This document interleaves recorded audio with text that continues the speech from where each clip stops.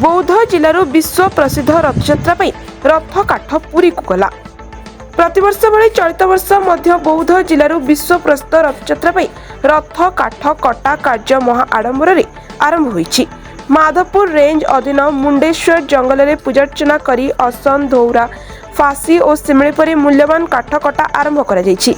एही पवित्र अवसर में बौद्ध डीएफओ राजेंद्र गोच्छायत, माधवपुर रेंज अधिकारी आशिक दिगाल, बारिंग बिटर फॉरेस्ट गार्ड बीणापाणी खटुआ और बारिंग ग्रामर संकीर्तनी मंडली उपस्थित पूजार्चना करथिले।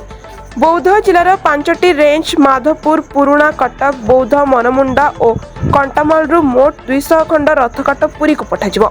एथिरू माधवपुर रेंज रु प्राय 50 खंड असन और धौरा काठ जोगाण हेब। ए रथ काठ द्वारा पुरी रे भगवान जगन्नाथଙ୍କ पवित्र रथ निर्माण कराଯିବ, जहाँ पई बौद्ध जिलार जंगल एक विशेष अवदान रखुछि। बौद्ध जिला प्रतिनिधि वासुदेव सांड का रिपोर्ट, साई सत्य न्यूज।